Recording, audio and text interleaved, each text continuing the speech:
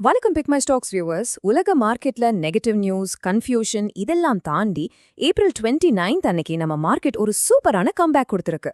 எந்த விதமான வளவள பேச்சும் இல்லாம ஸ்ட்ரெயிட்டா இந்த பிரம்மாண்டமான ரெக்கவரி பத்தி நாம அனலைஸ் பண்ணலாம். காளைகள், அதாவது நம்ம புல்ஸ் எப்படி மார்க்கெட்டை தூக்கி நிறுத்தினாங்கன்னு பார்க்கலாம் வாங்க.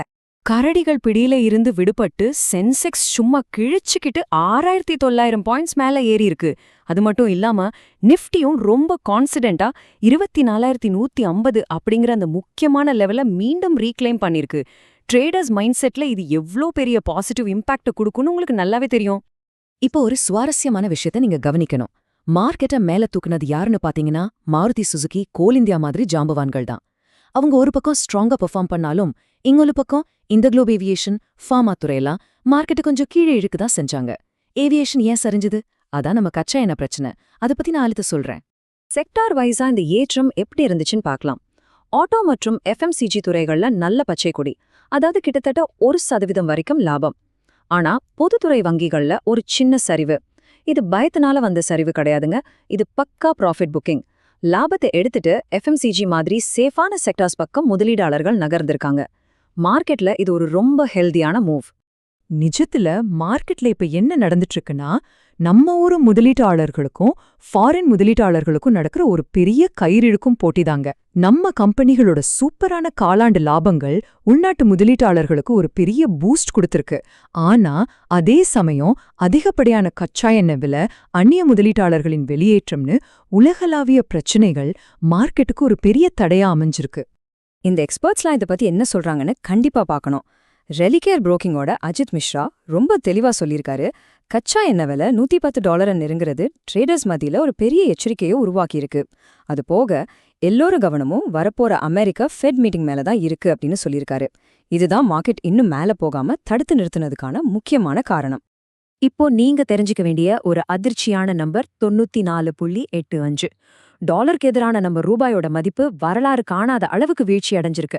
ஏன் இந்த வீழ்ச்சி? ரொம்ப சிம்பிள். கச்சா எண்ணெய் விலை ஏறுறப்போ அதை வாங்குறதுக்கான நம்ம இறக்குமதி பில் எகிரிடுது. இது நம்ம எக்கனாமிக்கும் சரி, எஃப்எம்சிஜி கம்பெனிகளோட லாபத்துக்கும் சரி ஒரு பெரிய தலைவலியா மாற வாய்ப்பு இருக்கு. ஓகே, ஆக்டிவ் ட்ரேடர்ஸ்க்கு ரொம்ப முக்கியமான பகுதிக்கு வந்தாச்சு. நீங்க ரொம்ப கவனமா நோட் பண்ண வேண்டிய விஷயம் இதுதான். நிஃப்டி அதோட சப்போர்ட் லெவலான 23,950 இருந்து ஸ்ட்ராங்கா பவுன்ஸ் ஆகிருக்கு. உடனடியா அதுக்கு இருக்கிற ரெசிஸ்டன்ஸ் 24,200 முதல் 24,350 வரைக்கும் இருக்கு. இதையும் தாண்டி மார்க்கெட் மேல போச்சுன்னா 24,600 அப்படிங்கறதா அடுத்த பெரிய ஹர்டில். நிஃப்டி ஒரு பக்கம் ஸ்ட்ராங்கா இருந்தாலும் பேங்க் நிஃப்டியோட நிலைமை கொஞ்சம் வீக்கா தான் இருக்கு. அதோட 100 நாள் மூவிங் ஆவரேஜ் கிட்ட வரும்போதெல்லாம் ஒரு பெரிய செல்லிங் பிரஷர் வரதை நம்மளால பார்க்க முடியுது. சோ இதோட உடனடி சப்போர்ட் 57,000ல இருந்து 54,900 வரைக்கும் இருக்கு. ஒருவேளை இந்த லெவல் உடைஞ்சா 54,600 வரைக்கும் பேங்க் நிஃப்டி சரியா வாய்ப்பு இருக்கு. மேல போகணும்னா 55,900ல இருந்து 56,000 தடையை இது உடைச்சே ஆகணும். சோ ஃபைனலா ஒரு விஷயம். ஒரு பக்கம் கச்சா எண்ணெய் விலை $10 மேல அச்சுறுத்துது, இன்னொரு பக்கம் அமெரிக்க ஃபெட் வட்டி விகித முடிவுகள் தூங்கிட்டு இருக்கு. இவ்ளோ பெரிய குளோபல் பிரஷர் இருந்தும் நம்ம மார்க்கெட்டால இந்த புல்லிஷ் மொமெண்டத்தை தொடர்ந்து தக்க வைக்க முடியுமா? இதை பத்தி நீங்க என்ன நினைக்கிறீங்க? நமது பிக் மை ஸ்டாக்ஸ் சேனலோட இந்த மார்க்கெட் எக்ஸ்பிளைனரை முடிக்கிறதுக்கு முன்னாடி ஒரு முக்கியமான விஷயம்.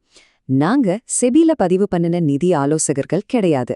இந்த பகுப்பாய்வு முழுக்க முழுக்க மார்க்கெட் டேட்டாவை பத்தி நீங்க தெரிஞ்சுக்கிறதுக்கான ஒரு எஜுகேஷனல் பர்பஸ்க்காக மட்டும்தான். நீங்க எந்த ஒரு இன்வெஸ்ட்மெண்ட் முடிவை எடுக்கிறதா இருந்தாலும் உங்களோட ரிஸ்கை புரிஞ்சுக்கிட்டு ஒரு தகுதியான அட்வைசரை கன்சல்ட் பண்ணிட்டு எடுங்க. மீண்டும் அடுத்த மார்க்கெட் அப்டேட்டோட உங்களை சந்திக்கிறேன்.